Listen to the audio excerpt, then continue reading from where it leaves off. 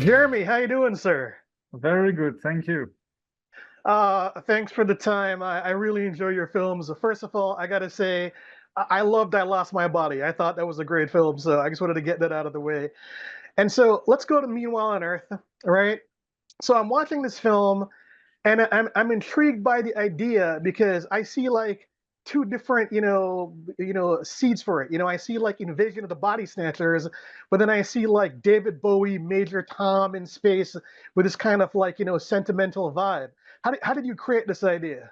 I think after I lost my body, I wanted to do a live action film, and I was thinking about what to do, and somehow I was looking at the sky, looking at the stars, and I was saying, okay, I always like the SFI movie, but I have to put something new on the table. I know that I won't have the same budget than every film wants, so I have to be a bit bold and to explore other kind of things. So my idea was to talk about space, but from the Earth's point of view. So it really starts with this fascination for this territory, space we cannot access when we are on Earth. Most of us will never go to space, and but we are keeping this fascination alive, and this is like two territory facing each other. For me, it's like when Earth looking at the space, it's like the present looking at the past, or the world of the living looking at the world of the death. It's something unreachable for. And I wanted to talk a story with a character a bit stuck in this in-between world, when you can navigate both in two worlds, but it's everything is mixing and blurry. And so I started to to tell the story of grieving a girl on Earth, fascinated by something she lost, someone she lost into space. So, first of all, I was really blown away by the opening credits. I was expecting animation to play a part of the film, and it's very interesting to see how her comic drawings are brought to life in these, black and white, cartoons where she's an alien in space with Frank. But the thing that was really intriguing to me was your aspect ratio, right?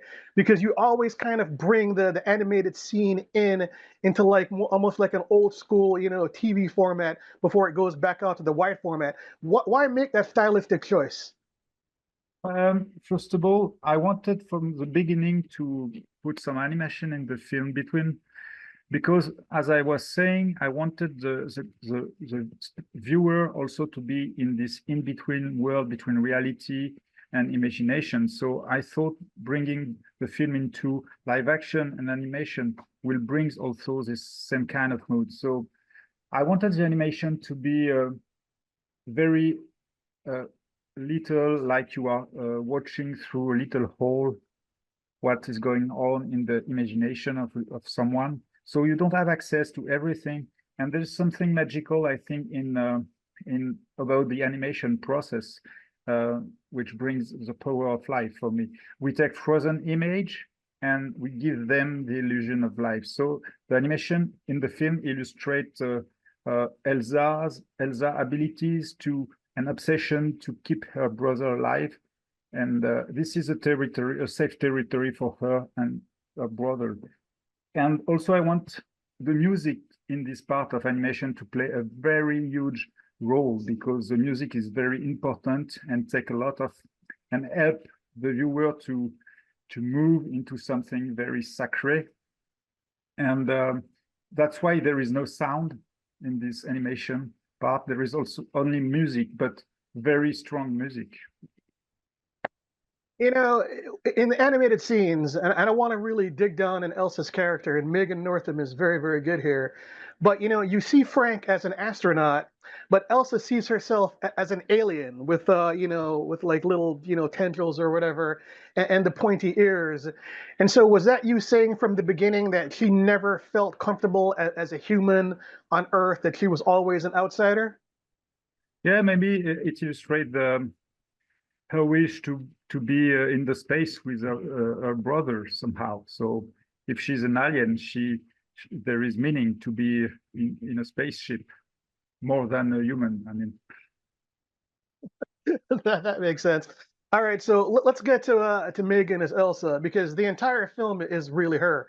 I mean, she's in almost every scene. She goes through this very interesting, protagonist journey, and there's a lot of dark things that happen to her, right?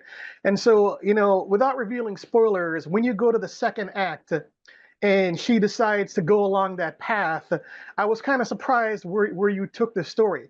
Did you feel that maybe you wanted to go a little bit darker with, some personal risks for her, and you didn't want it to make it be a little bit more sentimental? Yes, I think it's exactly that. The film is about grieving, but we never see the pain, and grieving is a violence trauma. It's something very violent. So I wanted to bring this violence somehow in the film in a physical way. And for me, the definition really of violence is it comes from nowhere, it destroys everything all around, and it leaves away. And this is the same, you see something physically, but it means something also psychologically for the story. So I wanted to bring back the story on Earth, not in a good way, because at this moment of the film, Elsa was always in a mystical, path, and I wanted to bring something more brutal. Okay, reality is violence, and so I needed to bring this moment. And also it was helpful and a necessity for me to build the relationship with the aliens, because on one hand, the aliens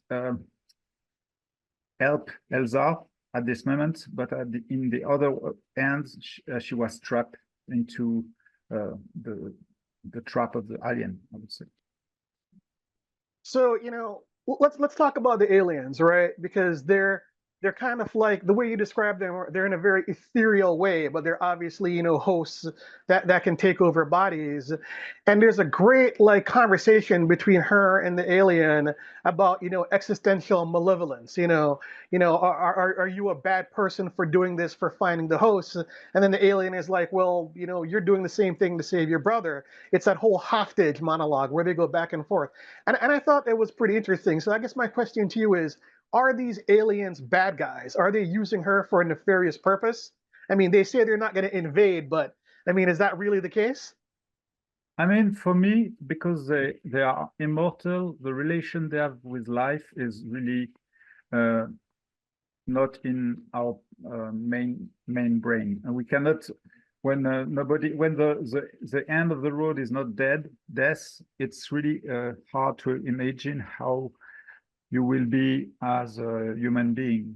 So because the alien uh, didn't see the life as we see, it's less precious. So I don't think they are either bad or good. I think they are more detached, and we are only like a little part of something this infinite for them. So they don't have the same relationship, and I wanted to bring that into this dialogue. So we cannot understand each other with that. They cannot understand us, but at the same time, they are not. They are very. They are not bad. They are not good. They are not bad, not good. All right, Sorry. so no, I understand what you're saying with this. So, Yeah. one of the things I got to ask you is, whenever you're making a film, there's a lot of hands in the pot. A lot of people, with the stew, financiers, the studio, et cetera, and so forth. Did you have any pressure to visualize the aliens? Was there ever some executive somewhere that was like, Jeremy, we want to see what these guys look like. Why don't you show us something? The budget protects me a bit from this kind of consideration, I would say. But at the same time, during the script, there was some moment where we can see something it was very subtle, but we were able to see a little shape, very blurry shape of something.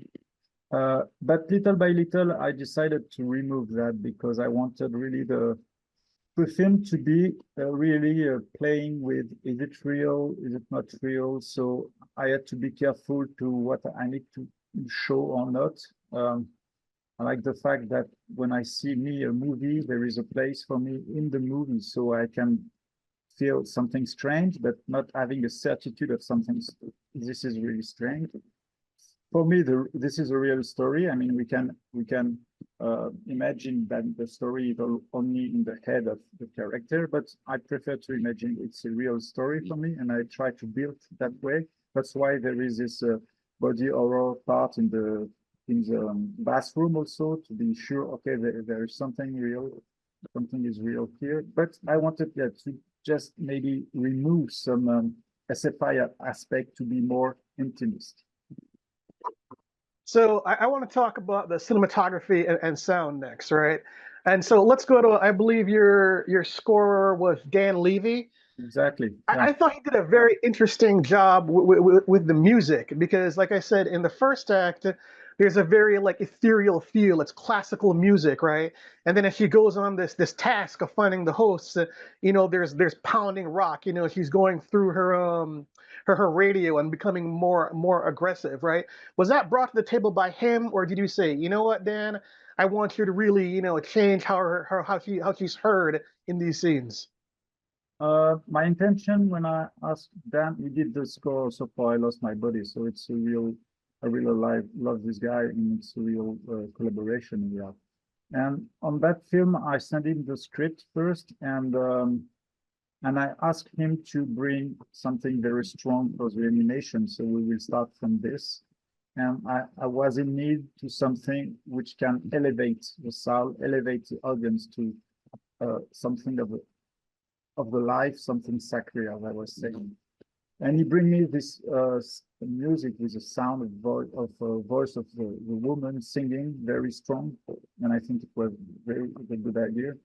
And also, I was in need to have something, a music we can attach to Elsa, what kind of music she is listening to, and so we bring this idea of very something very brutal, but very pure.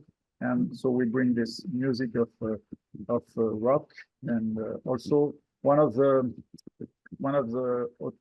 musician of this music is Gojira. It's Joe Duplantier. He did the score for the Olympic game opening in France. It was a top one on the chart in your country. There is like few days ago.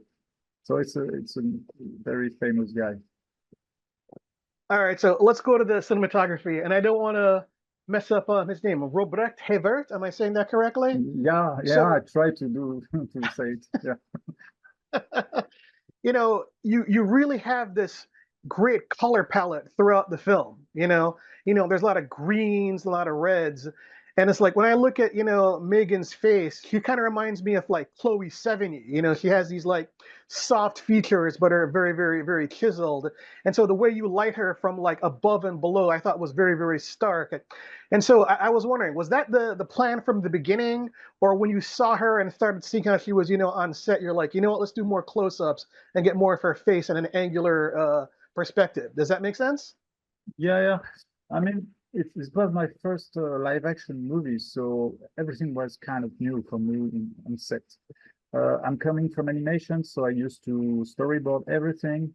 And I had this conversation with Robrecht, and and he liked this process. He wanted also to have this dialogue around the storyboard.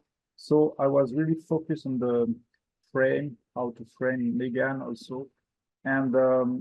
And he was able to bring me a solution on set, and sometimes to bring me other idea. But everything was started from the storyboard. So I had the face of Megan on mind, and I knew how she can be cinematographic and very intense. So then the work of Robrecht was really to enhance this framing.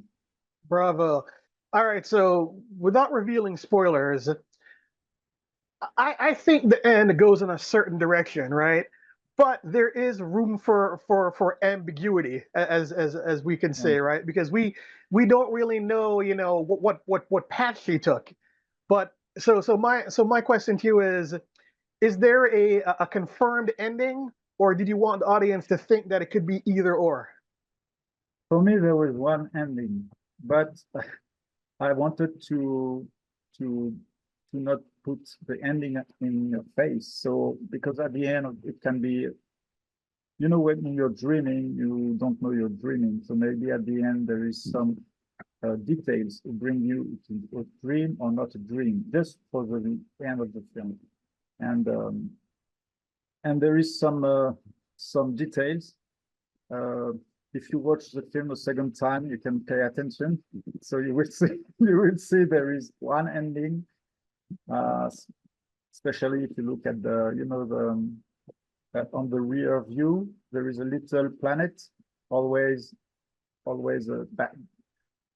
balancing during the film, and the planet represents somehow the presence of the brother. It's like Saturn, always here in the face of Elsa again.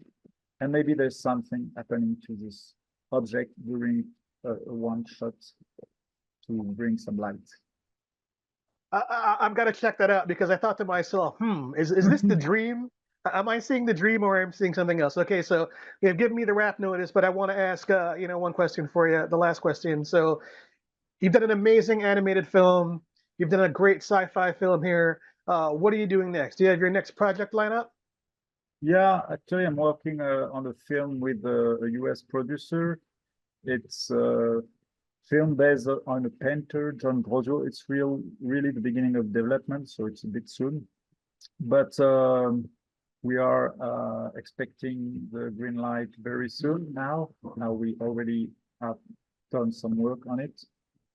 And I'm very excited to be in this kind of collaboration with the US market. And also it will be animation for adult. And I'm also writing another project in animation, more in the I Lost My Body style, and still exploring live action possibility too.